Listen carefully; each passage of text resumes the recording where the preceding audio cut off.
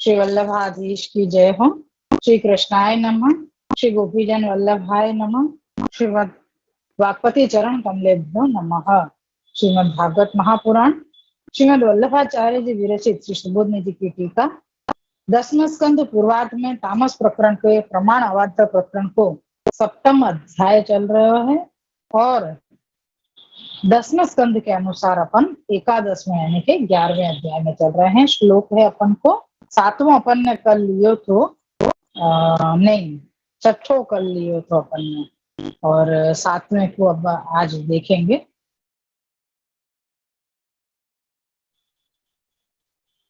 छठे में एक बार खाली अपन ऊपर से वापस देख जाएं कि क्या है। तो नंदराय जी ने रस्सी को खोलने की इतनी शीघ्रता क्यों की? नंदराय जी ने देखा कि अभी कन्हैया उखल को खींच रहा है, इससे वो थक गया होगा तो रस्सी जल्दी खोल देनी चाहिए। और रस्सी से बंधे हुए बालकृष्ण को छुड़ाने का निमित्त कारण था कि नंद जी ने क्यों छोड़ा? तो कहते हैं कि अपना पुत्र है, इससे स्वयं छोड़ना आवश्यक था। केवल आत्मज न कहकर स्व शब्द से नंद जी की व्याकुलता प्रकट करी, यानी ये मेरो पुत्र है और ये या प्रकार बंधन में बंधो गयो है तो याको मुझको जल्दी से छुड़ाना चाहिए। यूं करके उनने विचार किए और जल्दी ही ठाकुर जी को छुड़ा दिया।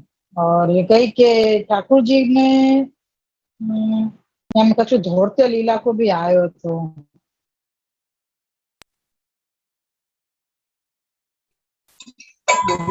हाँ ये बताया तो यामें कि गोपों को इस प्रकार का अज्ञान उनके बुद्धि गोपों को इस प्रकार का अज्ञान उनके बुद्धि दोष से नहीं हुआ था, किंतु भगवान ने ही उनमें यह अज्ञान उत्पन्न किया था। यह भी नंद जी के भगवत भाव को प्राप्त होने से जान लिया था। यानी भगवान की धौर्य लीला का स्मरण आते ही नंदराय जी प्रसन्न वदन यानी हंसने लग गए थे, हंसमुख हो गए थे। यानी ऊपर देखा ना कि ठाकुर जी को खोलने के साथ साथ वो प्रसन्न वदन भी हो गए थे। कहते कि यानी प्रसन्न वदन क्यों हो गए? तो यानी उनको ये पता चल गई कि ठाकुर जी ने कछु शरारत करी है, यानी तूफान कियो है, या के कारण ही यहाँ पे बंधे हुए हैं और इसे धौर्य लीला पहले भी कर चुके हैं, जाके कारण मतलब यासु उनको हंसनो आयो वो सब विचार करके। तो क्या नंदराय जी में भी ज्ञान का अभाव था? तो कह रहे ज्ञान का अभाव क्यों है तो नंदराय जी में? तो यहाँ पे बता रहे हैं प्रकाशकार ने खुलासा किए हुए कि नंदराय जी को भी यशोदा ने जो भगवान का अपराध किया उसका और भगवान के स्वरूप का ज्ञान नहीं था। यानी ठाकुर जी को बांध दियो, ये जो अपराध श्री यशोदा जी ने कियो तो या की वजह से नंदराय जी को भी ने ठाकुर जी के स्वरूप को ज्ञान नहीं भयो। या में कह रहे हैं कि विशेषता छुड़ावे में होवे तो कि जो सारे संसार में सु जीव को छुड़ावे, ऐसे प्रभु को ईश्वर को जीव छुड़ा रहे हो बंधन में सु। समझ में आए? जीव को बंधन में सु कौन छुड़ावे? तो कि ईश्वर छुड़ावे, है ना। तो कह रहे हैं कि ठाकुर जी जो ईश्वर जीव को संसार के बंधन में से छुड़ावे, ऐसो जीव ठाकुर जी को बंधन में से मुक्त करा रहे हो। ये एक आश्चर्य यहाँ पे और बताया गया है। तो कह रहे हैं दूसरा कोई नहीं छुड़ा सकता है, उन्हीं ही भगवान के बंधन को नंद जी ने छुड़ा लिया, यह भी आश्चर्य है। यहाँ पे अपना 6ठो श्लोक पूरा हुआ है और ये भी बताया था कि जितनी सारी रस्सी बांधी थी लेके गांठ से, वह को एक एक गांठ को पृथक करके छुड़ानो विशेष छुड़ानो भयो। यानी एक एक गांठ, यानी ये आश्चर्य क्यों भयो कि यशोदा जी ने जब बांधो तब तो सारी रस्सियां छोटी पड़ गई, तो एक के बाद एक के बाद एक कितनी सारी रस्सियां उनने जोड़ी, तो वो जोड़ के रखी थी तो वो दिखाई तो नहीं दे रही थी सारी रस्सियां, तो वो कहाँ चली गई थी। लेकिन जब नंदराय जी ने छुड़ायो तब वो एक एक गांठ उनको खोलनी पड़ी। तो ये विशेष प्रकार से छुड़ानो यहाँ पे भयो, ये यहाँ पे बताया तो अपन को कल। और 7वां श्लोक ले में अपन आभासे गोपी नाम वश भावम प्राप्तस्य भगवतो लीला माह गोपी भी रीति त्रिभी। आभास है गोपियों के अधीन भगवान की लीला का 3 श्लोकों से वर्णन करते हैं। 3 श्लोक से गोपिन को वर्णन आएगा कि ठाकुर जी गोपिन के अधीन हैं। ये प्रकार यहाँ पे आएगा। श्लोक है 7वां। गोपी भी स्तोभितो नृत्यद भगवान बालकः क्वचित् उद्गायति क्वचिन् मुग्धस्तद्दृशो दारु यंत्रवत्।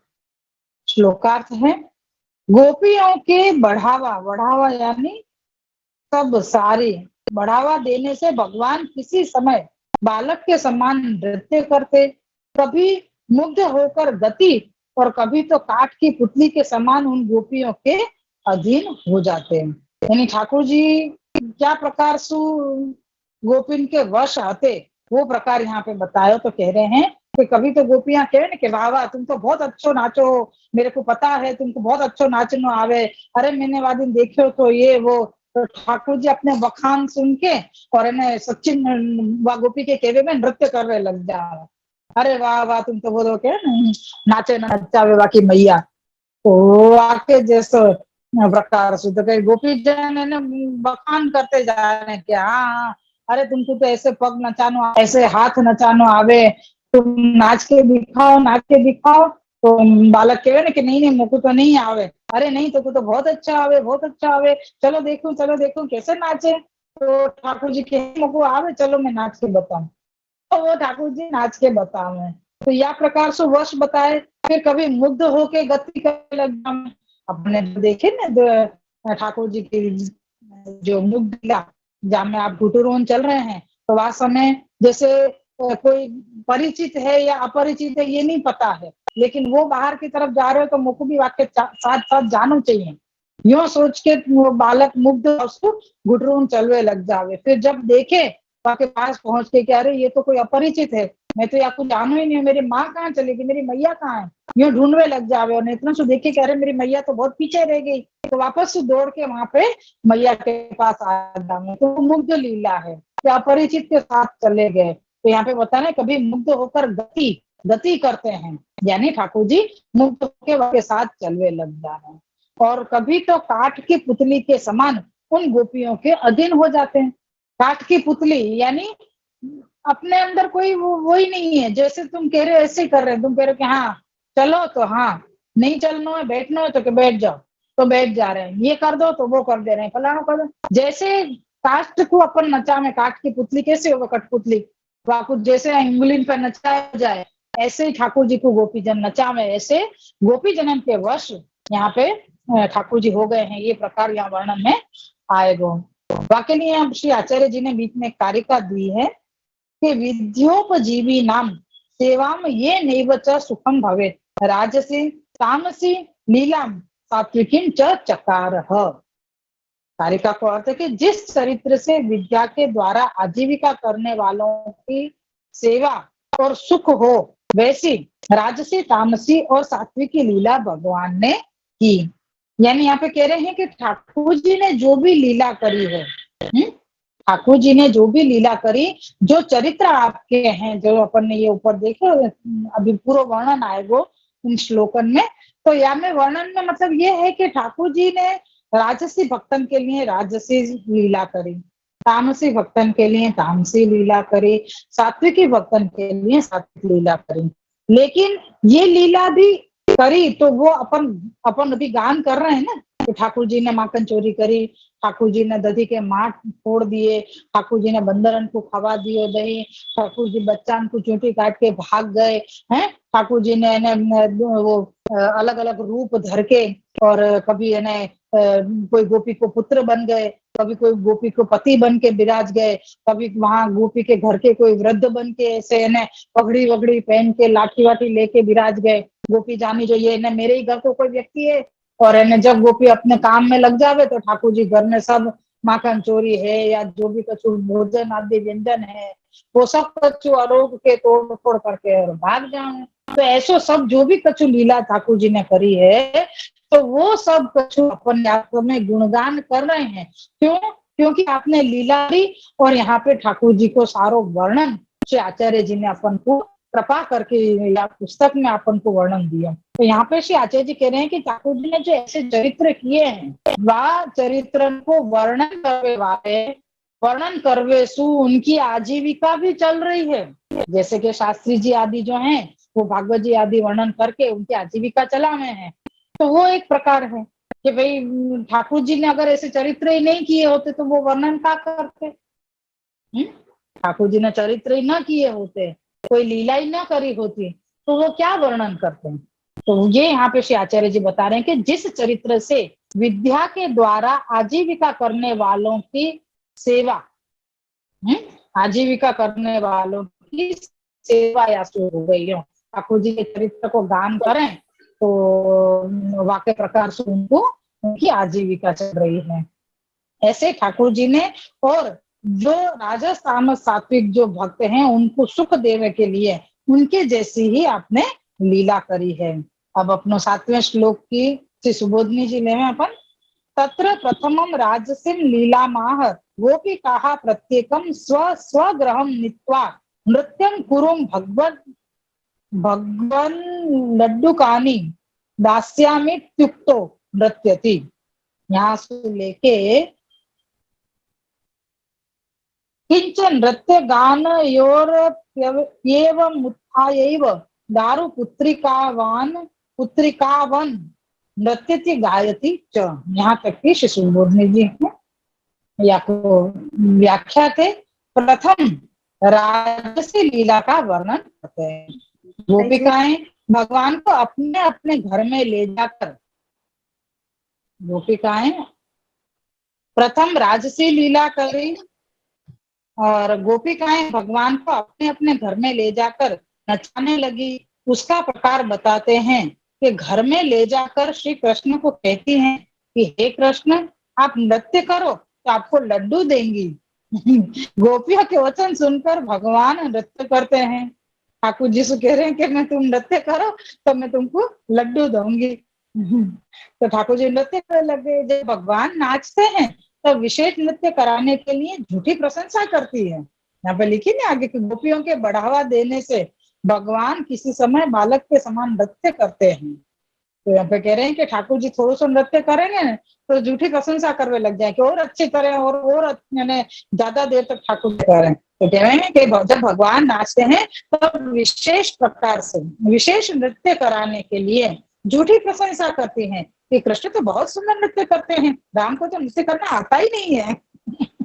ठाकुर जी को बढ़ावा देने के लिए कह रही है गोपीजन कि कृष्ण तो बहुत सुंदर नृत्य कर रहे हैं, बलराम जी को तो आवे ही नहीं है नृत्य करता। अपन भी कह रहे ना बच्चन के, अरे या को तो कछु नहीं आवे तो बहुत अच्छा आवे। तो वो वाको सच्ची में पता लगे कि हाँ सच्ची में मुझे तो बहुत अच्छा आवे, लाओ मैं और करूं।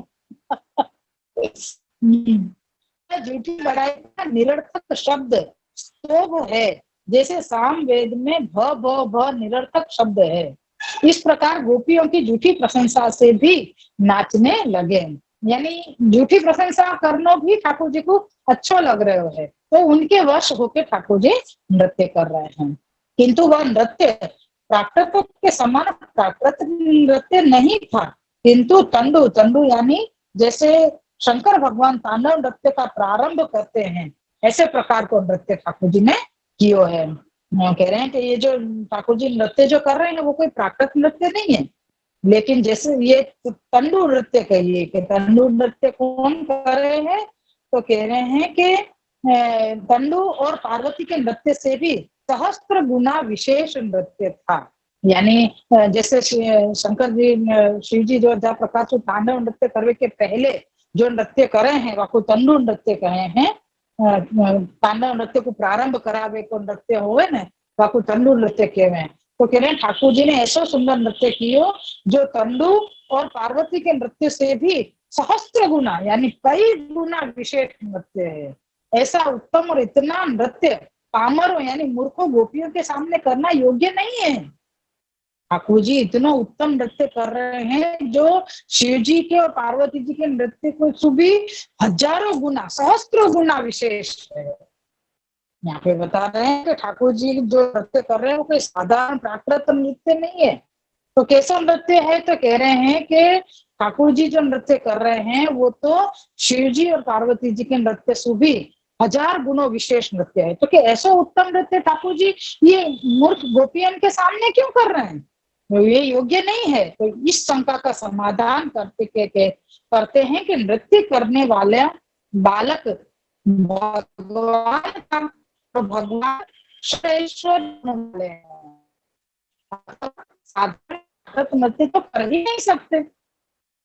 अब ये कह रहे हैं कि ठाकुर जी ने क्या कोई ना शंका यूं करी कि भाई तुम ये बता रहे हो, ये कह रहे हो कि ना इतना उत्तम नृत्य ठाकुर जी कर रहे हैं, जहाँ शिव जी और पार्वती जी को भी नृत्य वह नृत्य से भी 1000 गुना ज्यादा विशेष नृत्य है ठाकुर जी को, तो इतना उत्तम नृत्य गोपिन के सामने क्यों कर रहे हैं? ये तो अहीर हैं, इनके सामने क्यों कर रहे हैं? तो कह रहे हैं कि भाई ठाकुर जी 6 गुण ऐश्वर्य वाले हैं, तो वो साधारण नृत्य तो कर ही नहीं सके। वो कुछ भी साधारण अपन के हिसाब से अपन देखते जाए कि वो कर रहे हैं, फिर भी वो उत्तम से भी उत्तम हो, क्योंकि उनको छोटा मोटा कोई ऐसा साधारण कार्य तो करना आवे ही नहीं है। ठाकुर जी साधारण कार्य करना आवे ही नहीं है, वो तो जो करेंगे वो उत्तम से भी उत्तम होगा। यासु वो तो स्वभावगत नृत्य जो आप कर रहे हैं वो सहस्त्र गुना विशेष है, विचार करके नहीं कर रहे हैं कि मुझको इनके सामने अच्छा नृत्य करना चाहिए या नहीं करना चाहिए, ऐसे सोच के नहीं कर रहे हैं। समझ में आ रही है क्या आज्ञा कर रहे हैं कि ठाकुर जी जो नृत्य कर रहे हैं वो नृत्य प्राकृत नृत्य नहीं है, पहली बात तो है, और प्राकृत नृत्य नहीं है तो फिर इतना उत्तम नृत्य ठाकुर जी गोपिन के सामने क्यों कर रहे हैं? ये तो योग्य नहीं है। तो क्या भाई ठाकुर जी हमें क्या करें? ठाकुर जी कुछ हल्को फुल्को कचो आवे ही नहीं है, आप जो करेंगे वो 6 गुण ऐश्वर्य वालों ही है, तो वो तो उत्तम से उत्तम ही होगा। तो यहाँ पे ठाकुर जी ने उत्तम नृत्य ही कियो, भगवान है, और जब उनको ऐसा उत्तम नृत्य ही करना है तो इन गंवार गोपियों के आगे तो नहीं करना चाहिए। इसके उत्तर में कहते हैं कि भगवान होते हुए भी उन्होंने अब गोकुल में बाल भाव धारण किया है, इसलिए भगवान कभी शास्त्र के अनुसार नृत्य करते हैं तो कभी बालक के समान केवल मुग्ध भाव प्रकट करके करने के लिए हाथ पैर ही चलाते हैं। ठाकुर जी दोनों प्रकार की लीला कर रहे हैं। यहाँ पे कह रहे हैं कि ठाकुर जी तो उत्तम ही कार्य करे हैं, तो फिर ऐसे गोपिन के सामने क्यों आपने नृत्य किए? तो कह रहे हैं कि भाई ठाकुर जी तो वेद के अनुशास्त्र के अनुसार ही आपको तो नृत्य आवे है, तो आप तो उत्तम ही करेंगे, आपको तो साधारण कार्य करना आवे ही नहीं है, फिर भी आप गोपिन के सामने, क्योंकि आपने गोकुल में प्राकृत बालक को रूप धारण किया है, तो प्राकृत बालक की तरह आप ऐसे ही यहाँ पे हाथ पैर भी चलावे को बतावे हैं। यदि कोई गोपी कहती है कि हे कन्हैया गान करो, तो इस प्रकार कभी धीरे धीरे और कभी जोर से बाल कृष्ण गाते हैं। ठाकुर जी से कहे ऐसे नहीं खाली गा के बताओ, तो गा के नाचो, गाओ भी साथ में। तो ठाकुर जी कभी धीरे धीरे भी गा रहे हैं और कभी जोर जोर से भी गा रहे हैं, है? फिर कह रहे हैं कि जिससे कभी जोर से गावे तो जिससे कभी सबको हंसी आ जाती है, अथवा ककी शास्त्र के अनुसार जोर से गाते हैं तो कभी मुग्ध बालक के समान शास्त्र विरुद्ध का वह मन माने ढंग से गाने लगते हैं।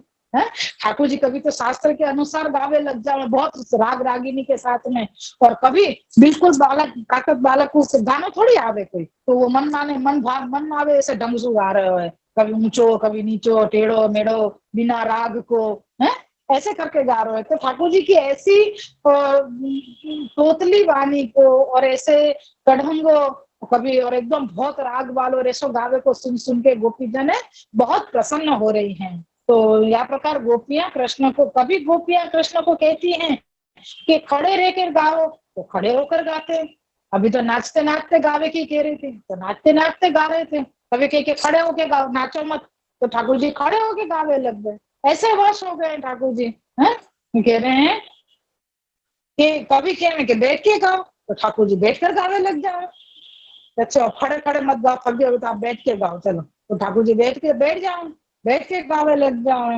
तो ये कह रहे हैं कभी कह रहे हैं सो के गाओ, तो सो के गावे लग जाओ। ठाकुर जी कभी खड़े रहनो, कभी बैठानो, कभी सुहानो, यानी हर प्रकार से ठाकुर जी को वश कर लिए। यानी ठाकुर जी कह रहे हैं कि जैसे गोपी जन कह रहे हैं ऐसे ही ठाकुर जी कर रहे हैं। यहाँ पे कह रहे हैं कि यह तात्पर्य ये है कि श्री कृष्ण गोपियों के ऐसे वश में हो गए थे कि जैसे गोपियां कहती थी वैसे आप काठ की पुतली के समान सब कार्य गान नाच आदि करते थे। यहाँ पे अपना ये श्लोक पूरा भया 7वां 8वां श्लोक आया है। आभास है लीलांतर माह विभर्तिनी। आभास है दूसरी लीला का वर्णन श्लोक में करते हैं। श्लोक है अपना 8वां। विभतिन क्वचित दाग्यतः पीठ कोण मान पादुकम बाहु क्षेपम च कुरुते स्वानाम च प्रीति मावहन। ठाकुर जी क्या कर रहे हैं? अब कह रहे हैं, श्लोकार्थ है कि कभी गोपियों से शासनम प्राप्त भगवान चौकी पायली और खड़ाऊ पकड़ अपने संबंधी यानी भक्त जनों को प्रसन्न करने के लिए व उनमें प्रेम उत्पन्न करने के लिए अपनी बाह ठोकते थे। अनाज नापने का साधन या बर्तन पायली। पायली को मतलब है अनाज नापते को वो आवे ना बासन ऐसो वो। श्री सुबोधनी जी है सर्वत्र क्वचिदिति पदेन क्वचित करोति क्वचिन्न करोति इति ज्ञातव्यम अन्यथा तथा स्वभाव आश्चर्य न स्याद बहुधा प्रार्थनम च। जहां से लेके येन कारणेन तेषु स्वत्वं संपादितं तेनैव प्रीति मुद्वः यावतेव तेषां प्रीतिर्भवति न त्वधिकं करोति त्यर्थः। यहाँ तक की श्री सुबोधनी जी हैं। व्याख्या है आपको क्वचित पद बहुत स्थान पर आया है, अतः इसका आशय यह है कि कभी भगवान कार्य करते हैं और कभी नहीं भी करते हैं। बालक हैं, बालक तो कहना अपन कह दे तो कभी कर ले मन हो तो, और कभी अपन कह रहे कि भाई ये कर दे तो नहीं करना। कितना भी बोलते रहो वो टस्सु मस नहीं होएगा बालक अगर आपको नहीं करना होगा। तो यहाँ पे ठाकुर जी भी ऐसे ही प्राकृत बालक की तरह ही कर रहे हैं, कभी तो काम कर दें और कभी नहीं करें, हमारी इच्छा नहीं करनी है। यदि इस प्रकार न हो और भगवान सदैव उनकी आज्ञा के अनुसार काम करते रहे तो लीला में आश्चर्य उत्पन्न न हो। ठाकुर जी कह रहे हैं, आचार्य जी आज्ञा कर रहे हैं कि अगर ठाकुर जी हमेशा ही उनकी गोपी जनन की बात मान के आज्ञा मान के और उनको कार्य करते रहेंगे तो फिर लीला में आश्चर्यपनो आनंद नहीं आएगा। कभी करें और कभी नहीं करें तो ही मजा आवे, कोई ठप्पा देवे कोई जबरदस्ती करावे। ले या तो देखो मैं इतनी बार कह रही हूँ तो भी काम नहीं कर रहे हो है, अब मेरे पास आई हो मैं दूंगी नहीं लड्डू, अब मेरे पास माखन खा रहे हो, ऐसे कर करके गोपीजन चिढ़ा रहे हैं। तो ये प्रकार यहाँ पे बताया गया है कि भाई कैसे प्रकार से ये आएगो। ठाकुर जी अगर सब आज्ञा गोपीजनन की मानवे लगे तो क्या होएगो। तो कह रहे हैं कि सब गोपीजन सबकी बात अगर गोपीजन की मानवे लग गए ठाकुर जी तो लीला में आश्चर्य उत्पन्न नहीं होएगा। और आश्चर्य उत्पन्न करना भगवान का स्वभाव होने से अपनी इच्छा के अनुसार करते हैं। यहाँ पे ठाकुर जी वश भी हो गए हैं और वश होने के साथ साथ उनको आनंद भी उत्पन्न करा रहे हैं। ये दोनों ही प्रकार आ रहे हैं यहाँ पे। तो ठाकुर जी अपनी ही इच्छा से उनके वश भय हैं या सो अपनी इच्छा से ही उनकी आज्ञा को, जो आज्ञा आपको माननी है उतनी ही आज्ञा आप मान रहे हैं, बाकी की आज्ञा नहीं मान रहे हैं। फिर कह रहे हैं कि इस प्रकार आश्चर्य उत्पन्न न करें तो पुनः पुनः प्रार्थना भी नहीं हो।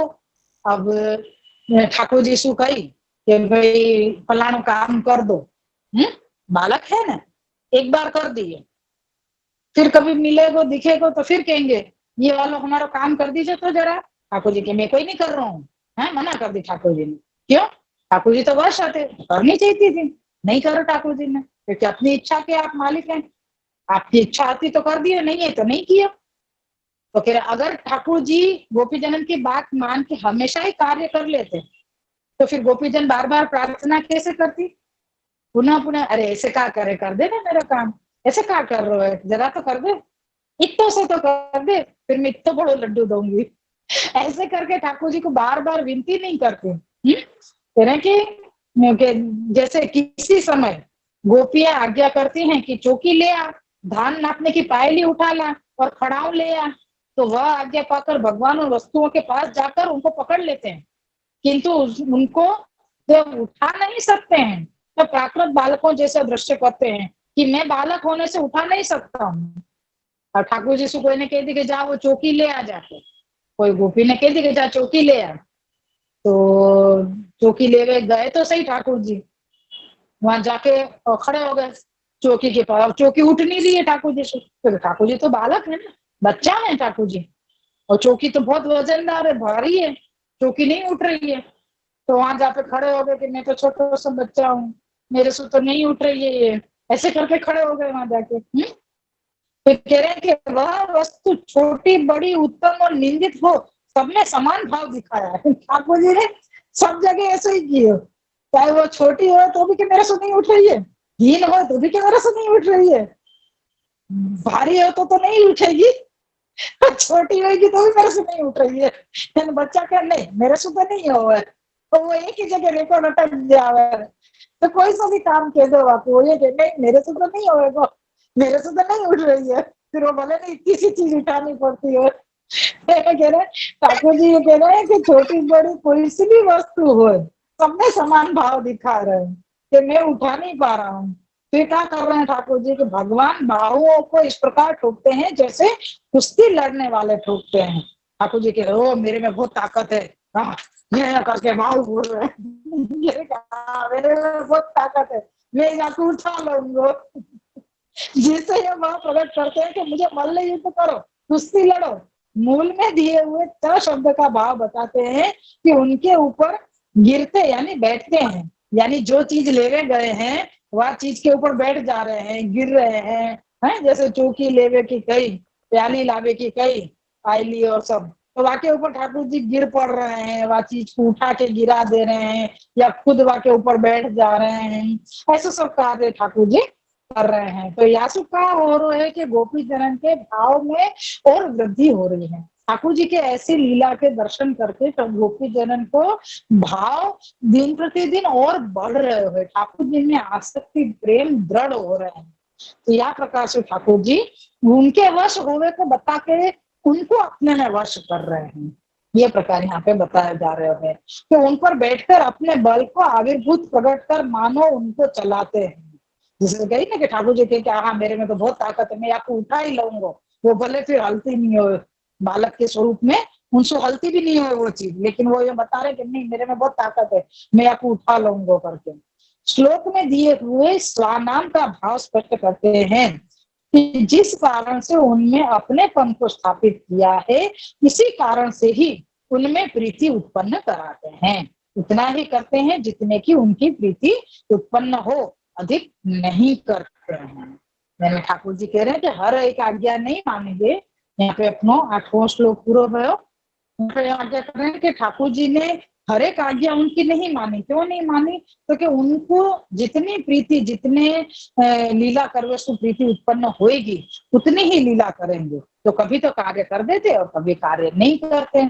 कोई के तो बैठ के गाओ तो गा लेते, कोई के तो खड़े होकर गाओ तो गा लेते हैं, कोई कहते नृत्य करते करते गाओ, कोई के नृत्य कर आहा बहुत अच्छा नृत्य कियो, बहुत सुंदर नृत्य कर रहे हैं, कोई वखान कर रहे हो, झूठे ही वखान कर रहे हो, कोई कृष्ण को तो बहुत अच्छा नृत्य करना आवे, बलराम को तो आवे ही नहीं है, ऐसे करके उनको उत्साह वर्धन करके और नचा रहे हैं उनको है। फिर कोई ठाकुर जी कहें कि मैं हर बार इनकी बात थोड़ी मानते रहूंगा है, तो ठाकुर जी कह रहे हैं कि नहीं मैं तो नहीं करूंगा। कभी कोई कार्य कर रहे हैं, कभी कोई कार्य नहीं कर रहे हैं। फिर कोई कह रहे चौकी ले आ, पायली ले आ, खड़ाऊ ले आ, तो वहां पे लेवे तो चले जा रहे हैं, पर प्राकृत बालक की तरह कह कहा रहे ये तो मेरे से नहीं उठेगा, मेरे से हले को भी नहीं, ऐसे हाथ लगा के बता दे रहे। तो वो फिर छोटी वस्तु होए, बड़ी वस्तु होए, निंदित वस्तु होए, हर एक वस्तु के लिए ठाकुर जी एक ही भाव दिखा रहे कि मेरे से तो नहीं होगी। फिर अचानक कछु सूझे तो बता रहे कि नहीं मेरे में तो बहुत ताकत है, मेरे से मल्ल युद्ध करो। फिर वह चीज के ऊपर बैठ रहे हैं, गिर रहे हैं, उठ रहे हैं, बोले ऐसे अलग अलग प्रकार की लीला करके गोपी जनन को जैसो भाव आप में स्थित करानो है, उतनी ही प्रीति आप बढ़ा रहे हैं, अधिक नहीं। कुछ सुंदर वर्णन श्री वल्लभाधीश की जय। अतिशय और सुंदर वर्णन। तिरसु और धोष्टी लीला और धूर्त लीला याद आ गई। ये क्या प्रकार से ठाकुर जी सब गोपी जनन के ऊपर वश करने के जो कार्य कर रहे थे, वो सब लीला अपन को ध्यान में आती। श्री वल्लभ आदेश की जय।